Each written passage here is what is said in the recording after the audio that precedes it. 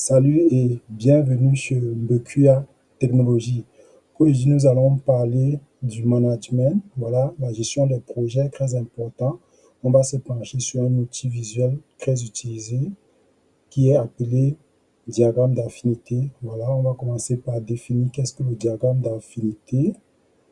C'est un outil visuel inventé par Kawakita Jiro, qui est un japonais. Voilà. Cet outil-là permet de regrouper les idées par leurs relations naturelles ou alors par les points similaires ou les points communs qui les lient, quoi.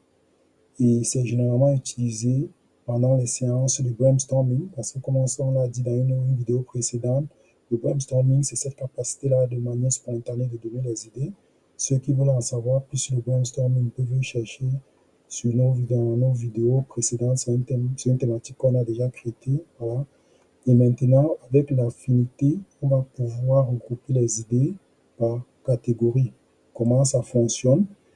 Après la séance de brainstorming, comme on les disait tantôt, les idées sont juste dites et on n'a pas encore catégorisé.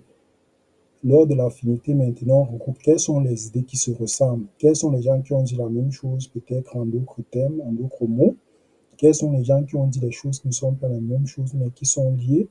On les regroupe juste de manière, comme je disais tantôt, soit c'est de manière naturelle, et peut-être on va dire, selon les cas, peut-être c'est l'être humain. On connaît dans les parties de l'être humain, donc on va catégoriser que lui passe dans le domaine être humain. Et au côté des animaux, on va mettre la catégorie des animaux. En gros, un exemple banal. Maintenant, après avoir catégorisé ça, on va donner un titre à chaque groupe. Mais pour notre cas pratique ici, on a pris le cas de l'automobile.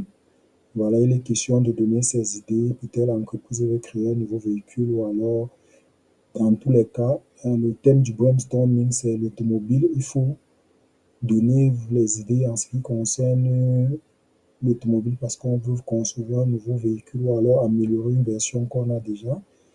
Lors du projet, chacun donne juste son idée. Qu'est-ce qu'il sait de la voiture? Certains dit qu'il y a les voitures électriques. Certains disent qu'il y a les cabriolets, certains disent qu'il y a les SUV, certains disent qu'il y a les monospaces, certains disent qu'il y a les utilités, les voitures utilitaires légères, certains disent qu'il y a voilà, les pick-up, les concept cars, chacun a juste donné son idée. Voilà, on a recueilli le maximum d'idées. Après la séance de brainstorming, maintenant, il faut passer à la méthode suivante qui sera regrouper ces idées-là par catégorie ou alors regarder les points qui les lient et les catégoriser parce que, comme on le dit toujours, le brainstorming, c'est pas juste balancer les idées, c'est pour un objectif précis. Et pour élaborer cet objectif-là, on utilise maintenant affinité, le diagramme d'affinité pour les regrouper, pour pouvoir facilement, de manière plus simple, traiter ces données ou ces informations recueillies. Pour notre cas ici, on a regroupé ça en style monospace. Voilà, les monospaces, pour juste l'information, ce sont les voitures, comme on dit chez nous, les voitures de famille, voilà, avec plus d'espace, plus de volume. On a les breaks, chez nous on appelle ça long châssis. Pour ceux qui sont camerounais, ils vont comprendre de quoi je parle. On a les utilitaires légers, c'est les fourgons, comme on appelle chez nous, ou alors la voiture du boulanger de l'époque. Et on a les pick-up, voilà, vous connaissez vous-même la publicité. Eh, voisin, tu as tes nouveaux 4x4 double cabine, voilà. Les pick-up, c'est les voitures avec le derrière ouvert, là. On a mis ça dans le cadre usage, parce que comme on l'a dit tantôt, vous vous rendez compte là, quand on parlait de famille, c'est l'usage famille, les breaks, les longs châssis pour les gens qui vont au champ, par exemple, voilà, qui portent beaucoup de charges, les utilitaires légers, les fourgons, ou les déménagements, les pick-up, ça, vous voyez, ça va un peu plus dans la même idée de volume de transport, d'usage, c'est une voiture qui a un rôle qui sera lié à son, qui sera beaucoup plus fondé sur son utilisation, comment est-ce qu'on l'utilise. Maintenant, en regroupant les idées, on s'est rendu compte aussi qu'il y a une catégorie de personnes qui ont dit, par exemple, les voitures de sport, les berlines, là-bas, ça va un peu plus sur la forme, les cabriolets, on appelle ça chez nous les décapotables, voilà. Et on a les limousines, premièrement, quand il y a la limousine, on a les coupés comme la voiture de Michael Knight, tu vois que là, ceux-là se sont un peu plus penchés sur les carrosseries et les styles, voilà. Maintenant, on a les autres qui étaient un peu plus techniques. Ils sont plus partis sur les moteurs thermiques. Il a parlé de voitures à essence, l'autre a parlé de diesel. Une autre personne a parlé voilà, voitures électriques rechargeables. Quelqu'un d'autre a parlé de voitures hybrides. Ça veut dire que ça utilise deux technologies de motorisation. Voilà. On a maintenant, comme on a déjà regroupé ça selon leur point commun, on peut facilement donner un titre. Donc, c'est d'ailleurs que là, c'est le groupe 3 qui seront les voitures par motorisation. Donc, c'est après avoir regroupé les trucs similaires qu'on dégage de ça le titre du groupe. Voilà, et maintenant, on va passer au quatrième groupe pour nos caca, puisqu'on l'avait divisé en quatre groupes. On a des gens qui ont dit les voitures anciennes, les gens qui sont venus avec les 4x4. Les voitures anciennes, par exemple, sont les voitures qui étaient un peu plus polluantes dans tous les cas, les voitures de l'époque.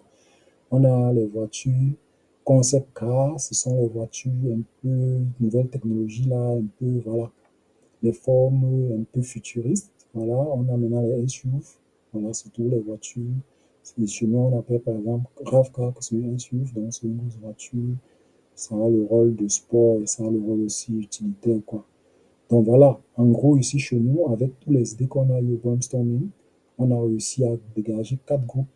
Avec les titres, vous saurez d'ailleurs que les quatre groupes ne sont pas forcément liés, quoi. On a les voitures par usage, on a les voitures par style, on a les voitures par motorisation, on a les voitures par environnement. Donc, ceux qui étaient dans le projet, chacun a dégagé son idée. Et de là, maintenant, on va traiter à l'étape suivante de tout ce qu'on a recueilli ici. Il va falloir passer à une étape et élaborer notre projet. Donc, ici, on va se limiter juste à notre diagramme d'affinité. Voilà en gros comment se fait le diagramme d'affinité. En gestion de projet ou alors dans beaucoup d'autres domaines, c'est aussi utilisé. C'est une technique, un outil pour regrouper les idées qui ont un lien commun. Voilà, il faut retenir ça en conclusion comme ça. Et comme je disais tantôt, la Mbekua Technologie, c'est une structure qui parle d'ingénierie, d'entrepreneuriat, de management, de gestion. Voilà. Restez connectés et suivez-nous sur tous nos réseaux Mbekua Technologie sur LinkedIn, Instagram, YouTube et bien d'autres, quoi, Facebook et autres, TikTok aussi.